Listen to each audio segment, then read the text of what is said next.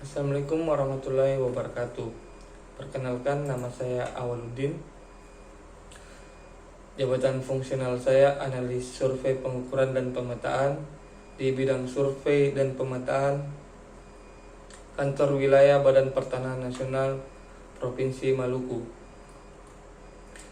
Adapun pada kesempatan kali ini saya akan menyampaikan materi mengenai bagaimana merefleksikan nilai-nilai bela negara, pahlawan nasional, dan tokoh nasional. Adapun yang menjadi sosok teladan saya dalam merefleksikan nilai-nilai bela negara yaitu sosok Buya Hamka. Buya Hamka ini lebih kita kenal sebagai ulama dan cendekiawan Islam yang karismatik. Beliau lebih dikenal sebagai sastrawan daripada sebagai pejuang. Namun dalam sejarah Indonesia, Bapak Buya Hamka merupakan seorang pejuang bangsa.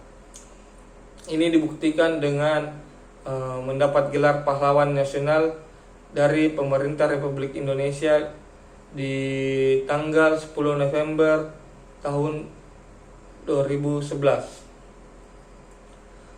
Buya Hamka memiliki nama lengkap yaitu Profesor Dr. Haji Abdul Malik Karim Amrullah. Lahir di Sungai Batang, Tanjung Raya, Kabupaten Agam, Sumatera Barat. Beliau lahir pada tanggal 17 Februari 1908 dan wafat di tanggal 24 Juli 1981 di Jakarta di usia 73 tahun.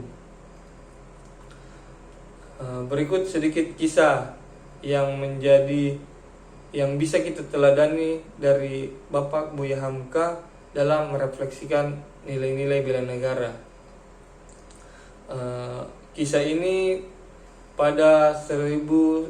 terjadi pada tahun 1964.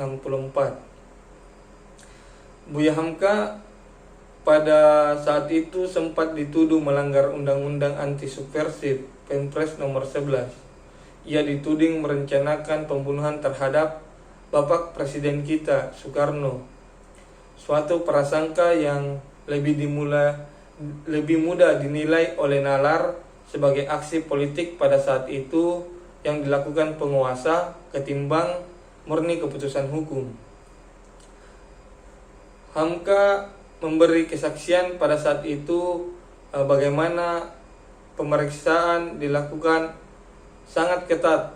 Ia diperiksa selama 15 hari dan 15 malam. Tapi dari lama pemeriksaan itu tidak ada yang lebih menyakitkan hatinya, yaitu pada saat pemeriksa mengatakan kau pengkhianat menjual negara kepada Malaysia. Di sini Buya Hamka merasakan sakit hati. Selama 2 tahun 4 bulan Hamka ditahan rezim Soekarno. Dalam beberapa kesempatan ia justru bersyukur atas kejadian ini. Pada kejadian ini dia merasa lebih diberi anugerah oleh Tuhan. Ia diberi kesempatan menyelesaikan kitab tafsir Al-Quran 30 juz. Bila bukan di tahanan, katanya mungkin tidak ada waktu untuk menyelesaikan pekerjaan itu. Beberapa tahun kemudian, pada saat rezim Soekarno tumbang, Buya Hamka di sini dibebaskan. Pada saat bebas, Buya Hamka tidak memendam sedikit pun amarah. Ia tetap teduh seperti biasanya. Dalam kesaksian anaknya, Irfan Hamka, pada 1970, tepatnya di 16 Juni, ada 2 orang lelaki yang datang ke rumahnya. Mereka adalah Mayor Jenderal Suryo, yaitu asisten pribadi Presiden Soeharto, dan Kafrawi, Sekretaris Jenderal Departemen Agama. Keduanya membawa pesan dari keluarga Soekarno. Pesan itu adalah pesan terakhir sang mantan presiden. Seperti ini katanya.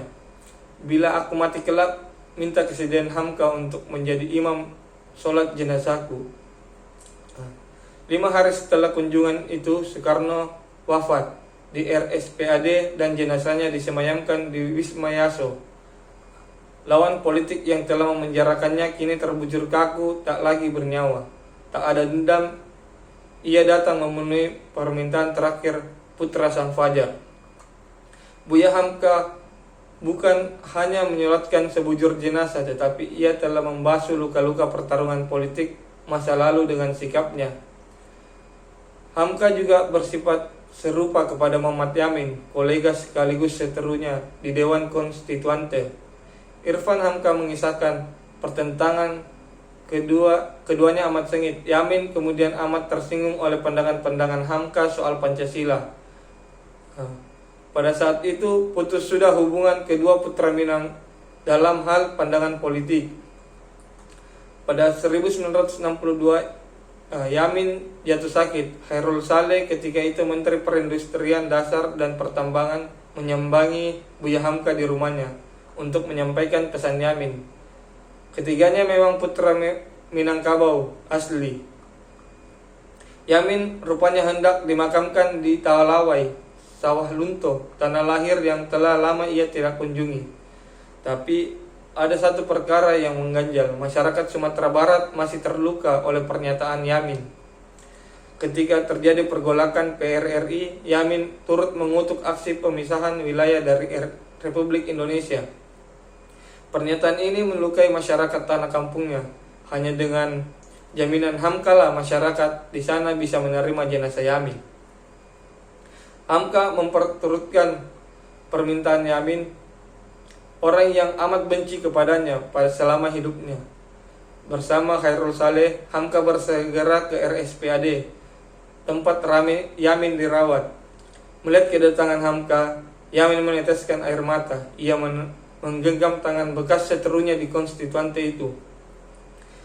Hamka menalkinkan Yamin sehingga ia meninggal di pelukan Hamka. Tak ada lagi benci akibat pertentangan politik. Hamka kemudian mendampingi pemakaman Yamin di Talawai. Dua cerita di atas bukan sekedar penghias sejarah bangsa. Keduanya ialah cerminan dari pemikiran Hamka yang juga dapat kita telusuri lewat berbagai karyanya. Berdasarkan apa yang saya ceritakan tadi, kita dapat belajar dari sosok Buya Hamka, yaitu kita belajar tentang bahwa kadang pengorbanan yang sudah kita berikan kepada negara kadang seperti tidak ternilai. Di sini Buya Hamka memberikan contoh, walaupun dia dituduh dalam hal pengkhianatan, beliau tidak dendam sekalipun. Beliau tetap teduh tanpa membalas perlakuan yang diberikan dengan hal buruk. Beliau malah bersyukur atas kejadian yang mengambil kesempatan untuk mendekatkan diri kepada Tuhan.